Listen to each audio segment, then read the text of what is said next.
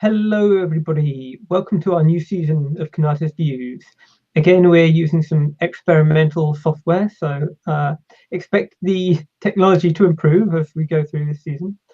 We're starting off with a discussion about the airstrikes in Yemen that's happened recently, and I'm joined by Beatrice, of course, the wonderful Beatrice.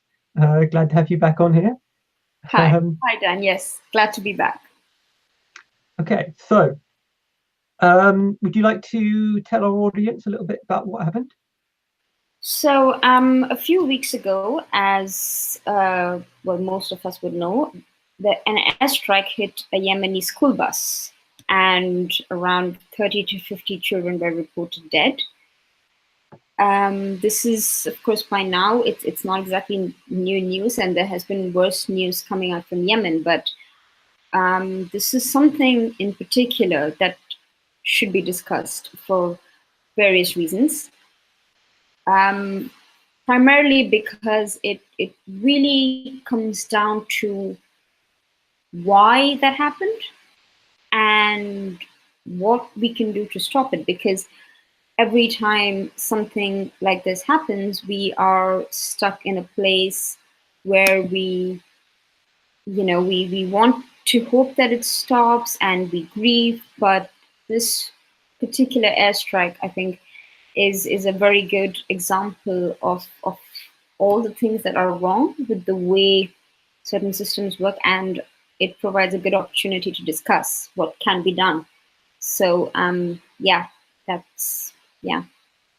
Okay, so I guess the first question is what's so special about this airstrike? I mean, airstrikes happen fairly frequently, and it's not that uncommon for these airstrikes to hit unfortunate targets, hospitals, schools. Right, but that's the thing.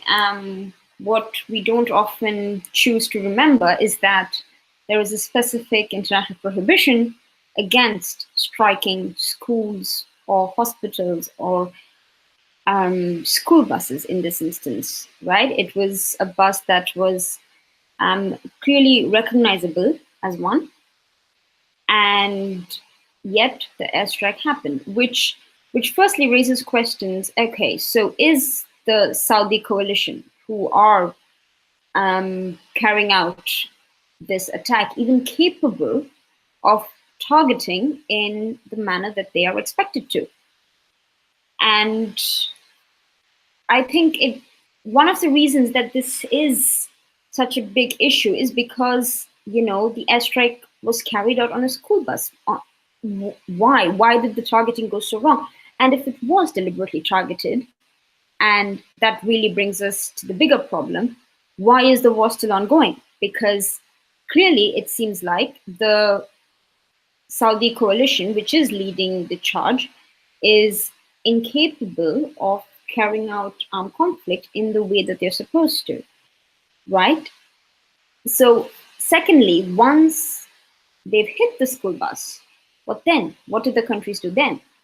And Dan, I think this is something that a lot of people would have seen by now. The response of Heather Nauer from the U.S. Secretary of State, from the U.S. State Department, she just goes on and about, oh, well, there will be an investigation.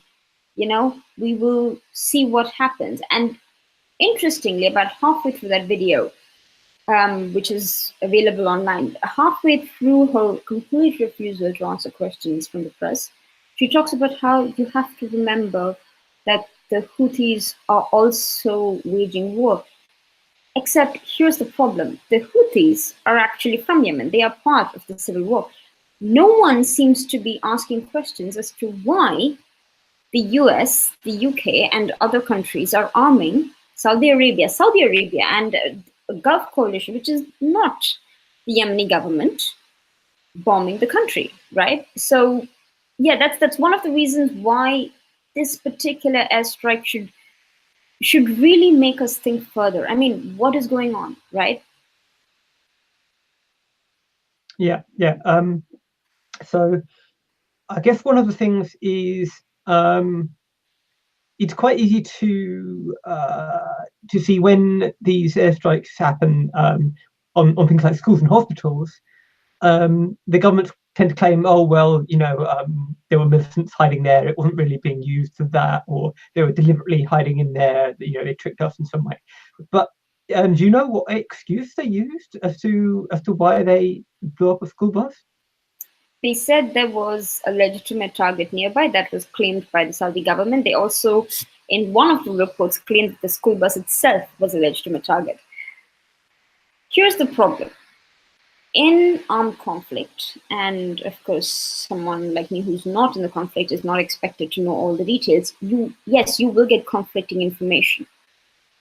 But the obligation on countries is to weigh it accurately so that these types of incidents do not occur. For example, in this case, if they want to claim that the airstrike was legitimate because it was a legitimate target, why carry out an airstrike on a school bus which you could not possibly have been sure of? Did you bother to figure out other ways of apparently going after the target there?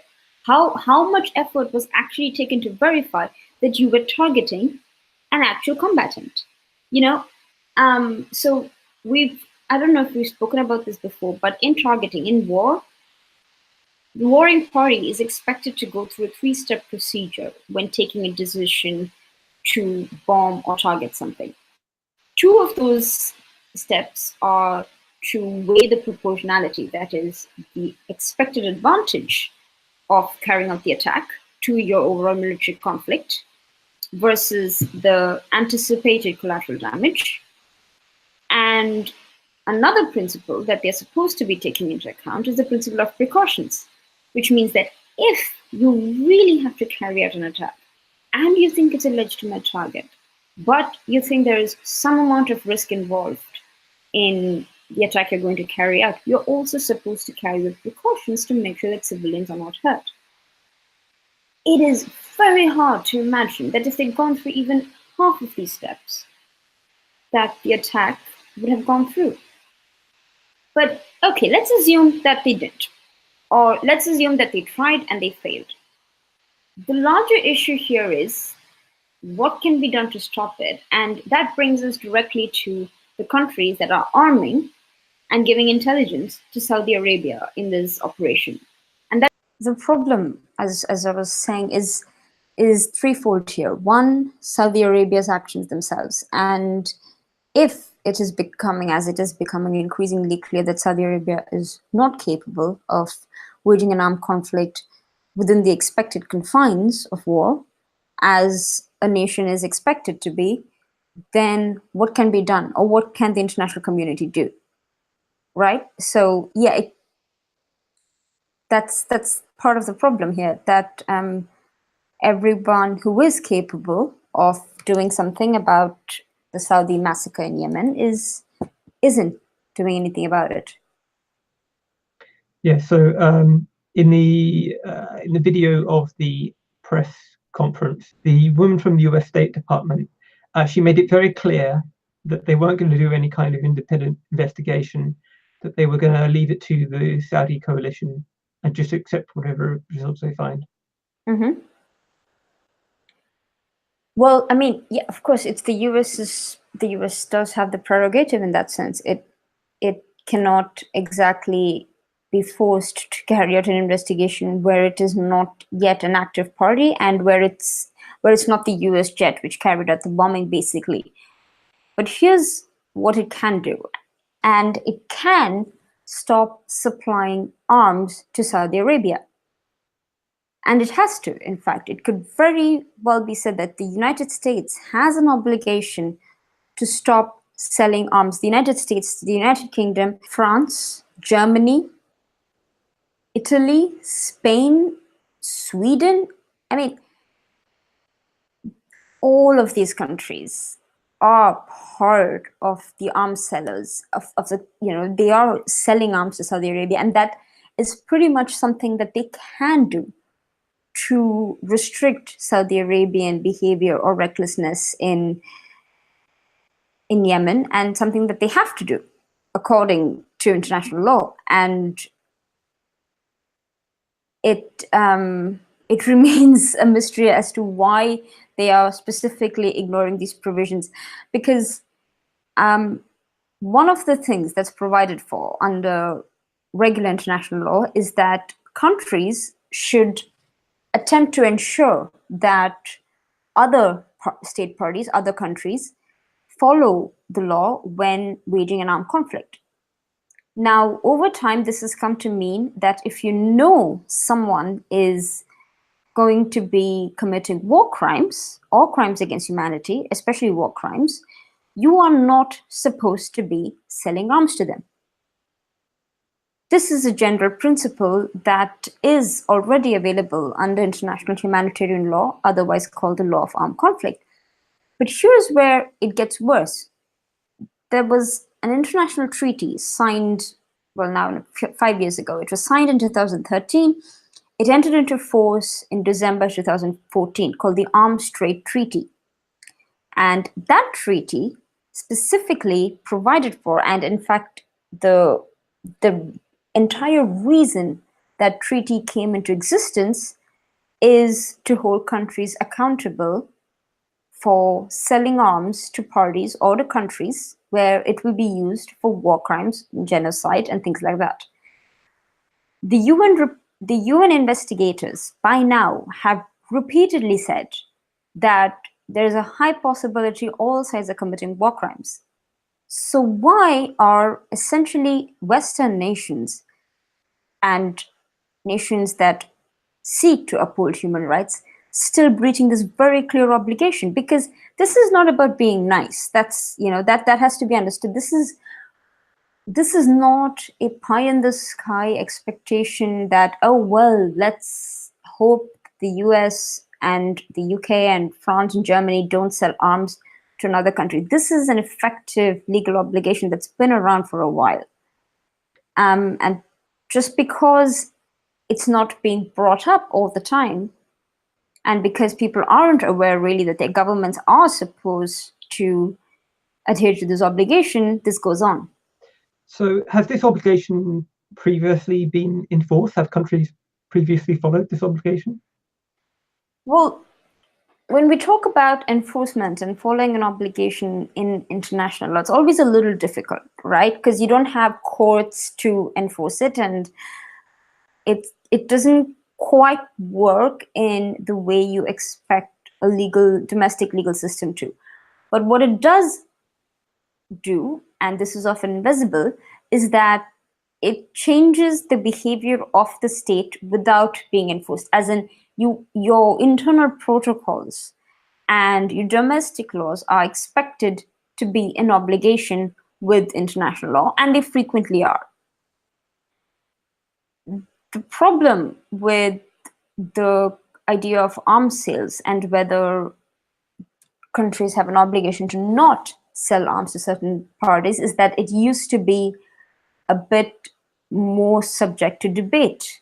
Countries could argue that, well, that technically wasn't our responsibility, etc. Although it can very well be said that for a while it has been a concrete rule that each country under the Geneva Conventions, Article 1, is supposed to ensure in its own dealings that other countries do not breach the law. And if so, you, by supporting them, are in fact breaching your own obligation. Has every country followed it? To a certain extent, yes. That's the whole principle of the UN arms embargoes, that at certain points of time, to sell arms to certain countries would have been a violation of this underlying principle, and that principle forms the basis for the resulting arms embargoes that the UN has placed on different countries at different points in time. So that's the best example we can see of the fact that this obligation has been concretized, I would say. because international principles form the bedrock from which you have more solid restrictions, so to speak. So what do you think has broken down now that this isn't being followed? What's gone wrong here? I mean, I don't think that anything has broken down in particular. It's just that we are coming to know of it in more detail. And now that there is a new regime, it seems as if it's either been forgotten or breached in absentia, basically. Countries are able to carry out their dealings without adhering to the law because they hope that everyone's forgotten, or well, no one's bothering to bring it up, which is really the tragedy. And of course, one of the main reasons is that the United States and France and Britain are involved.